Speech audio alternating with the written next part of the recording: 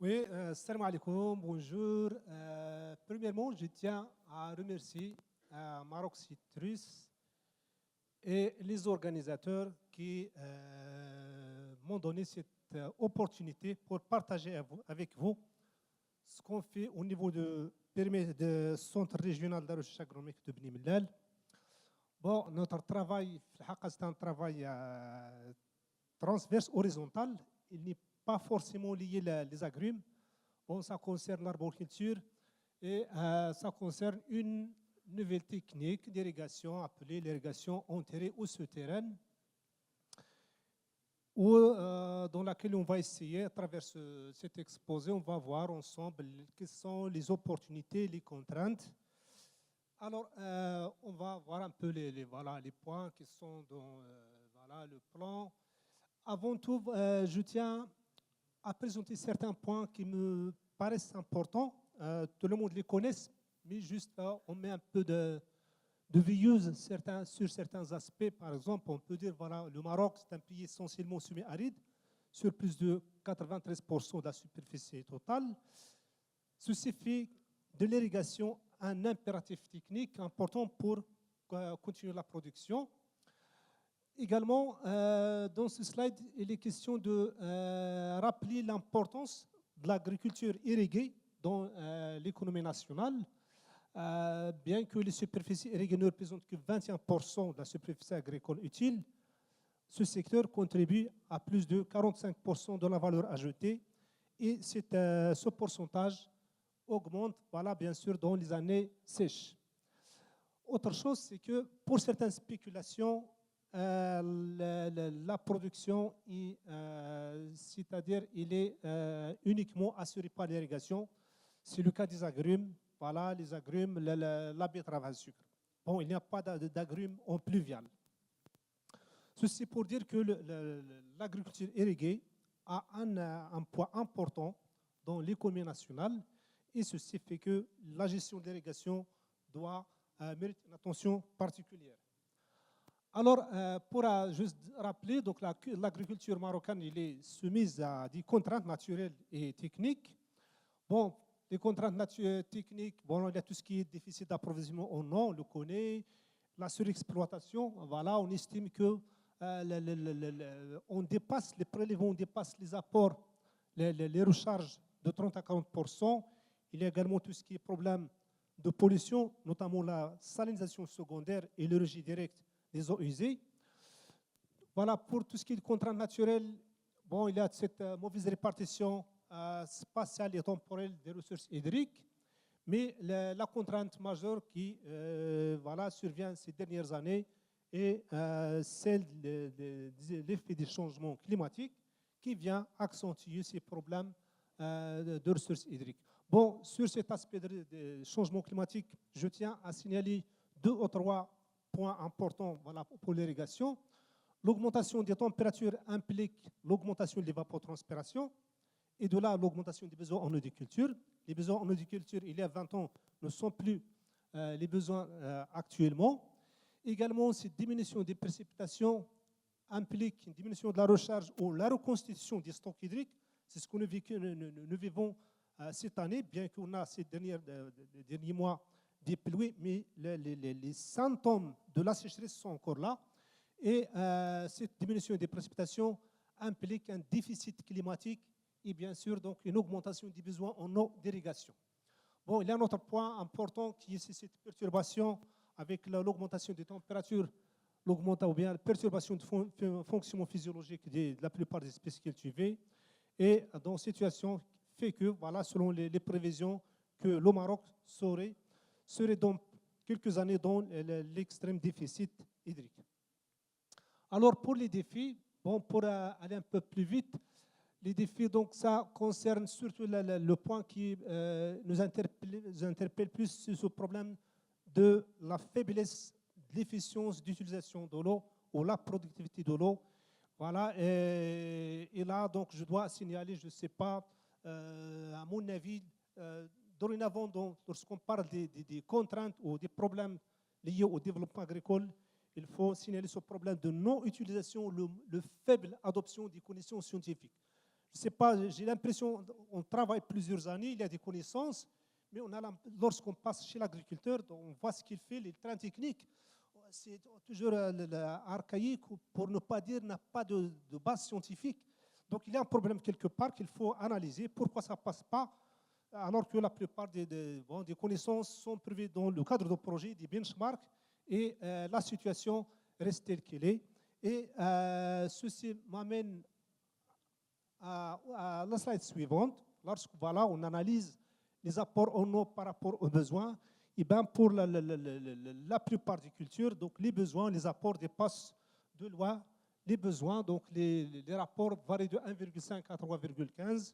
Bon, les agrumes sont également concernés par ce problème. D'autant plus, ce graphe a été établi en mettant ensemble les besoins en eau et les apports, alors que dans la plupart des études, on peut toujours réduire ces besoins en eau de 20 à 40% sans avoir de réduction de rendement. Donc, ce sont des manques à gagner, des pertes qui sont encore là. Alors, pourquoi penser à l'irrigation, la micro-irrigation en terre? Bon, il y a, dans le cadre du plan Maroc vert, il y a beaucoup d'efforts qui ont été faits pour remplacer ou bien pour réaliser cette reconversion du gravitaire à la micro-irrigation superficielle.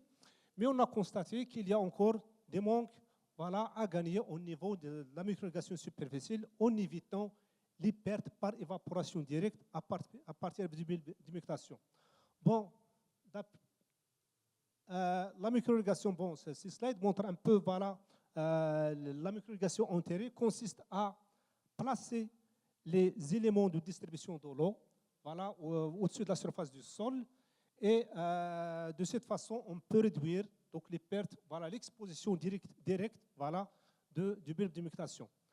Alors, pour petite parenthèse, à travers l'histoire, toute amélioration, tentative d'amélioration de l'efficience d'utilisation de l'eau, je parle des techniques d'irrigation, essaye toujours de voir au niveau des composantes des bilans hydriques. Lorsque vous prenez les composantes du bilan hydrique, l'évapotranspiration, le ruissellement, la percolation, toutes les techniques d'irrigation qui ont été développées, ici à chaque fois de limiter ou d'éviter ce qu'on appelle les composantes non productives d'un bilan hydrique. Bon, dans ce cas, les composantes non productives, il s'agit de pertes par percolation.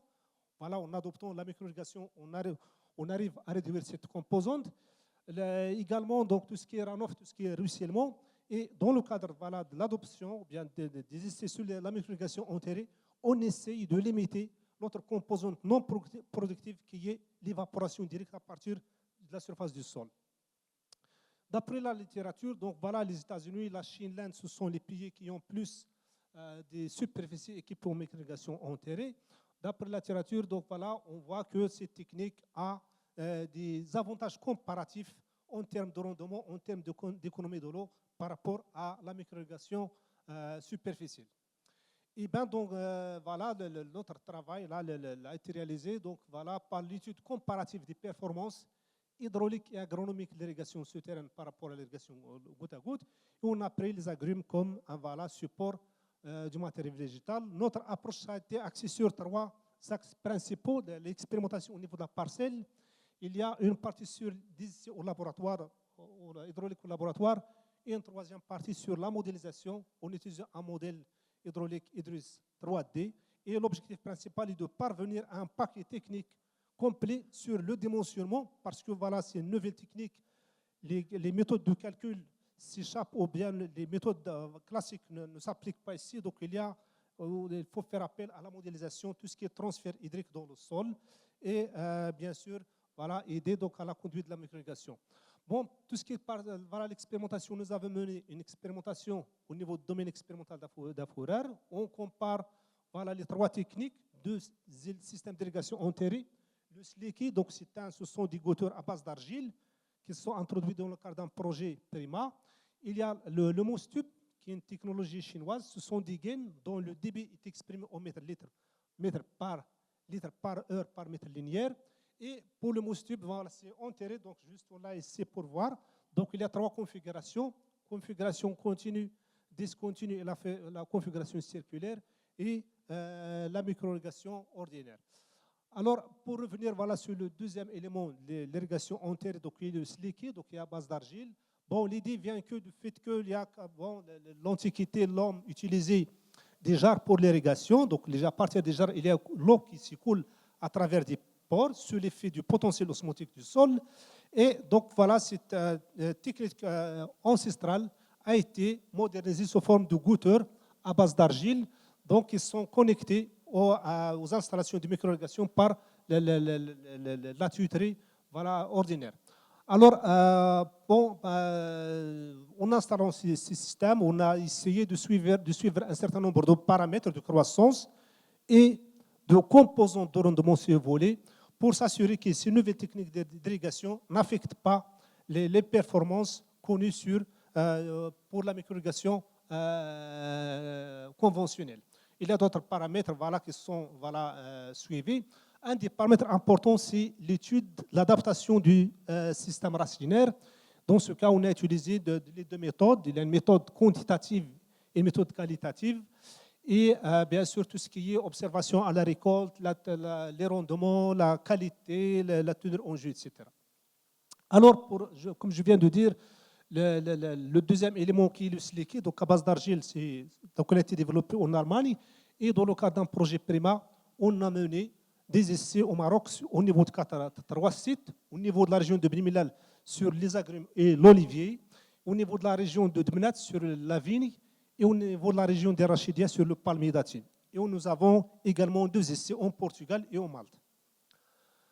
Alors, pour les essais au laboratoire, pourquoi les essais? Parce qu'il s'agit d'éléments ou bien de systèmes nouveaux et on a besoin d'établir les caractéristiques hydrauliques, les relations débit-pression de ces éléments, bien sûr en fonction de la pression de fonctionnement, en fonction de la qualité de l'eau d'irrigation. Donc on a testé l'effet de la salinité, l'effet de la turbidité, l'effet également de la compaction du sol, les types de sol, avec des collecteurs installés au niveau laboratoire pour savoir, donc connaître bien voilà, le débit.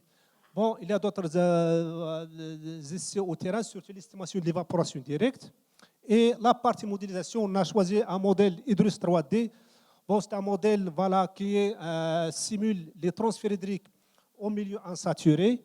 Il y a un élément de l'absorption racinaire. Donc voilà, l'équation de Richard, c'est une généralisation de la loi de Darcy qui est connue pour les transferts hydriques au niveau du sol. Bon, bien sûr, avant d'utiliser le modèle, il faut passer par les 2 étapes de calibration et de validation du modèle. Donc on a mené un essai de drainage interne, bien sûr, pour trouver, donc, établir la relation caractéristique expérimentale et on essaie de faire voilà, un calage sur une calibration sur la base de cette équation. Bien également, nous avons mené un certain nombre d'essais complémentaires pour la validation, bien sûr, en tenant compte de 2 paramètres importants que sont la profondeur d'installation des gaines et également la longueur, parce que ce sont des éléments importants, bien sûr.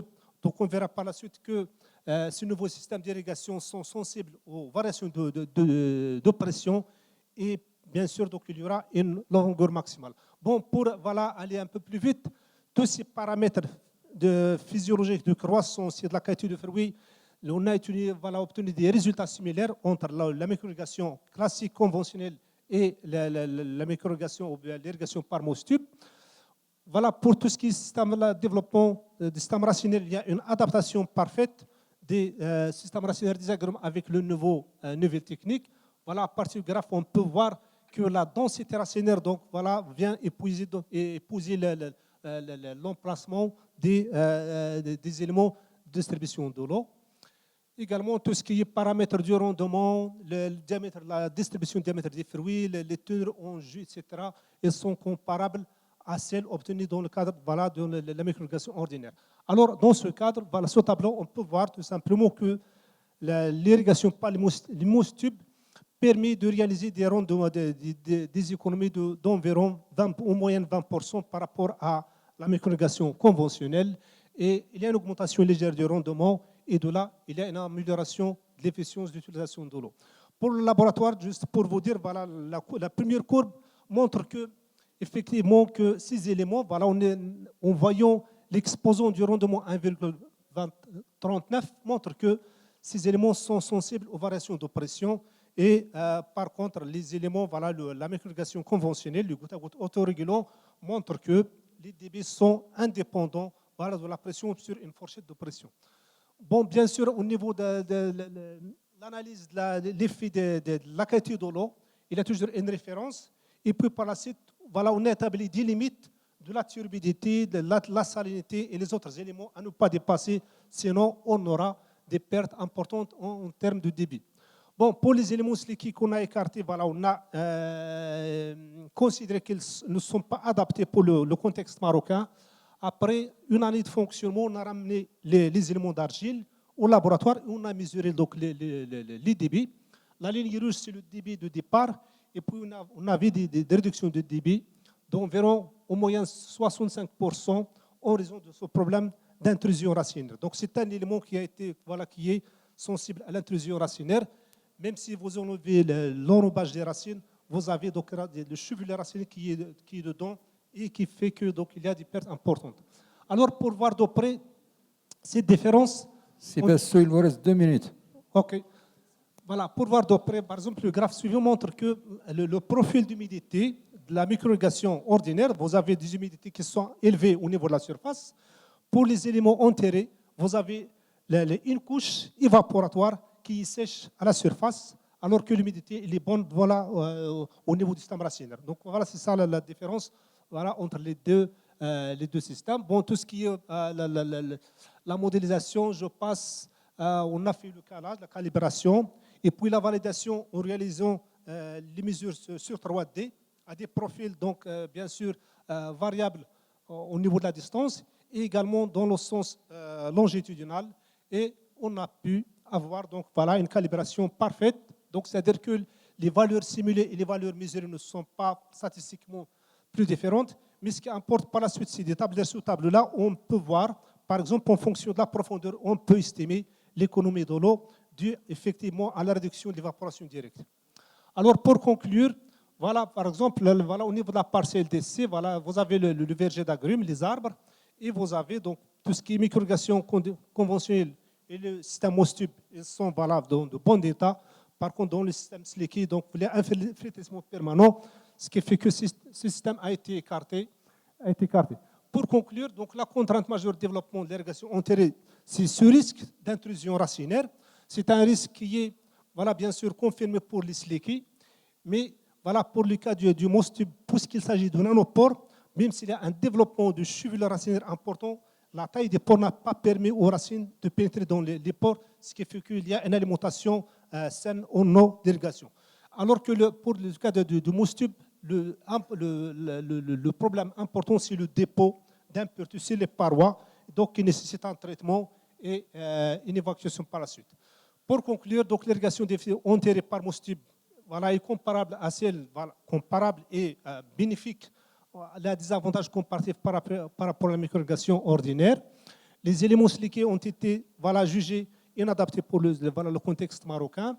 Et bien sûr, pour vous dire que les essais qu'on mène au niveau de laboratoire pour voir la qualité du matériel ne permet pas de détecter ces problèmes, ces risques d'intrusion racinaire. Ce n'est que les essais en parcelle qui peuvent détecter ce type de problème.